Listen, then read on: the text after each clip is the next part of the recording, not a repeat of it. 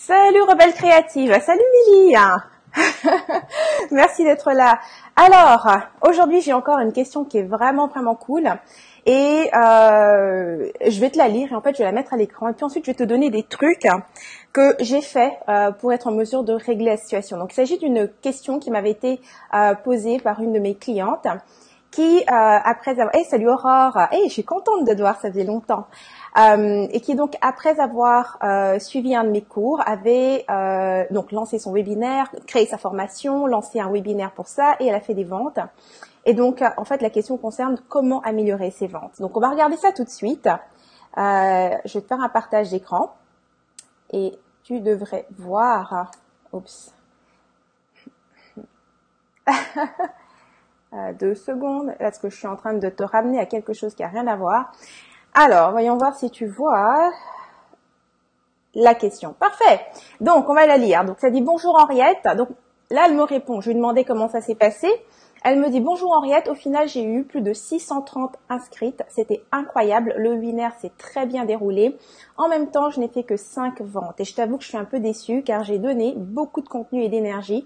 Et je reste sur ce volume de vente à chaque webinaire, entre 4 et 6 ventes. Ça ne décolle pas. Une piste d'amélioration à me suggérer ? Merci. » Donc,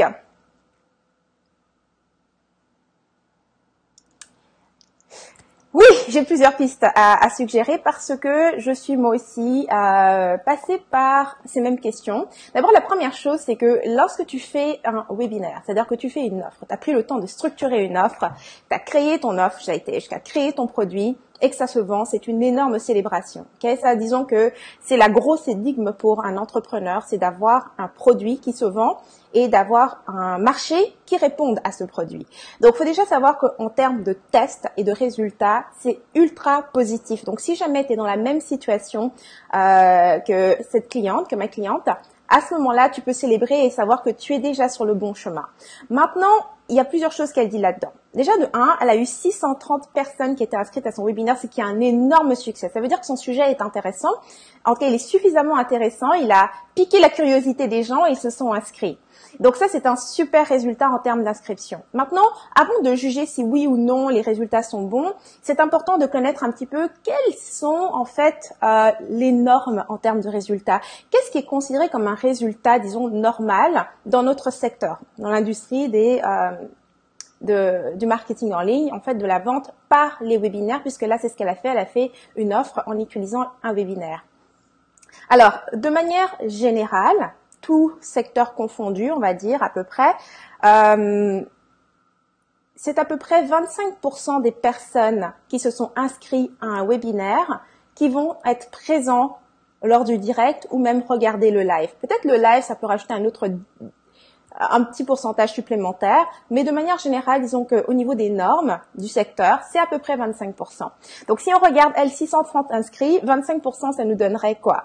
Un quart de ces inscriptions, donc à peu près donc à peu près 150 personnes. Ok, on arrondit les chiffres, ça va être plus facile pour faire les calculs. Donc à peu près 150 personnes qui vont réellement regarder le webinaire. Salut Sandra, merci de me rejoindre. Donc à peu près 150 personnes qui vont réellement regarder le webinaire. Ensuite, à partir de ces personnes qui vont réellement regarder le webinaire, en moyenne, on parle de 3% au niveau des ventes. Ok, ça c'est la norme dans l'industrie. Donc à peu près 3% des personnes qui ont regardé le webinaire vont acheter ton produit. Donc si on regarde 3% de 150 personnes, ça va nous donner à peu près 4,5 ventes. Donc 4 ventes et demie. Ok, donc si je regarde ce que tu disais, que tu as toujours entre 4 et 6 ventes, en réalité, tu es vraiment dans les normes du secteur, ok?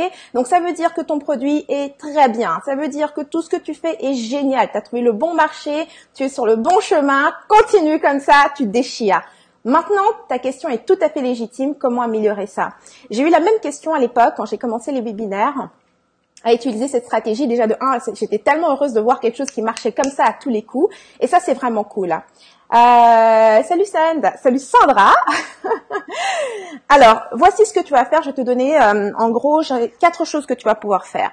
La première chose, c'est d'abord de vérifier quel est ton objectif financier. Parce que là, tu parles de 4 à 6 ventes. Ça fait combien en termes de retour en termes d'argent? Parce qu'il y a une grande différence.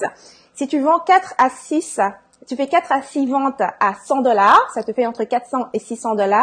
Et si tu fais 4 à 6 ventes à 1000 $. Ça te fait entre 4000 et 6000 $, d'accord? Donc, c'est très important d'avoir un objectif financier qui est vraiment non en termes de vente, mais en termes de retour, de revenus, ok?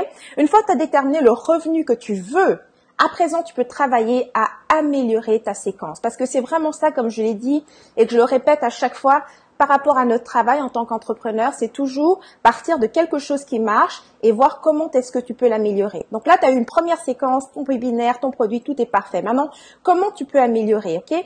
Comment tu peux améliorer les inscriptions? Comment est-ce que tu peux améliorer le fait que les gens se présentent, qu'il y ait peut-être plus de personnes qui se présentent? Je t'ai donné les chiffres pour ce qui était des normes, ok, au niveau de notre secteur, de l'industrie, mais ça ne veut pas dire que tu dois forcément être dans les normes.